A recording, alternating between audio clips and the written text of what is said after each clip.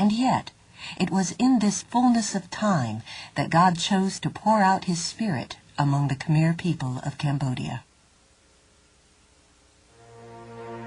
A young Southern Baptist strategy coordinator named Bruce Carlton emerged from language training in 1991. He and his wife Gloria began their work among the Khmer. Instead of planting a church themselves, they drew together 6 Cambodian believers who were mentored, instructed, and instilled with a vision to reach their nation for Christ. They planted 6 churches. In 1993, it grew to 10 churches. In 1994, it doubled to 20. In 1995, there were 43 churches. In 1996, 78. In 1997, 123. By 2000, 9 years after the first churches had been planted, Baptists counted more than 220 churches and 28,000 believers. To me, it's like being in the middle of the book of Acts.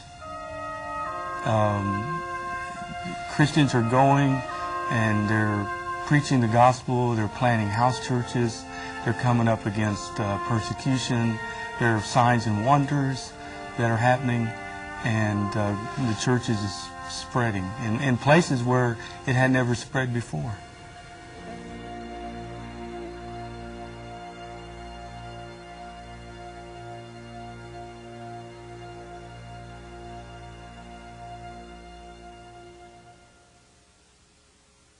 While circumstances and details of church planting movements vary from people group to people group, strategists have observed 10 characteristics which seem to be common to all. The first is prayer. The second is abundant gospel sowing. Another vital characteristic is intentional church planting. Another is a recognition of the Bible as the guiding authority for doctrine, church polity, and life itself. In a church planting movement, local believers, rather than outsiders, hold the key positions of leadership and responsibility. Further, these leaders are primarily lay leaders, not professional clergy or missions professionals. A seventh characteristic is that these churches meet as cell or house churches, often with congregations of between 10 and 30 members. Another vital characteristic is that churches are planting the churches. Missionaries and others may plant the first few churches, but soon the church members themselves take on this task, and the process of growth begins. In church planting movements, the growth is always rapid and nearly out of control. Missionaries and church leaders often struggle to keep up with the rapid growth and changes in a church planting movement. Finally, these churches exhibit characteristics of worship, evangelism and outreach, education and discipleship, ministry, and fellowship. Church planting movements are also vulnerable, especially to outside influences. Missionaries are finding that they must go to great lengths not to introduce anything into a movement that cannot be replicated by the people themselves. This is especially true when it comes to things like new church buildings and financial support. If they decide to build their own building, this is fine, this is good, let them do it. It may serve a great purpose. The important thing is, though, that they decide when they're going to do it, and that the missionaries or outsiders not come in and say, you need a building. We're going to build a building for you. It means that you are helping to facilitate a local person to begin that church, and to begin it in such a way that it can be multiplied dependent entirely just on local resources and not on outside resources.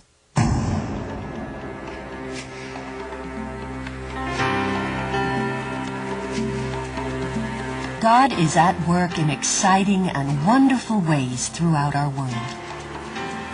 Church planting movements are among the most dramatic and awesome expressions of God's great outpouring in these final days. For this reason, the overseas leadership of the International Mission Board are directing their strategy and resources to support and encourage these movements worldwide. This focus on church planting movements worldwide has necessitated a shift in some fields away from some traditional forms of missionary work to methods which more directly support this movement. Missionaries often find themselves in more transitory roles as they catalyze a movement and then leave to begin a work elsewhere.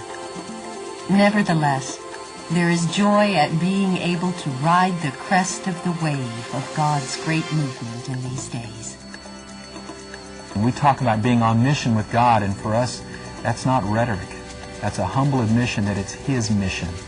It's His mandate to reach the whole world. We are simply joyful and grateful participants. You know, it's hard to explain, but there's nothing like being in the middle of seeing rapid church growth and seeing God's Spirit move throughout a people.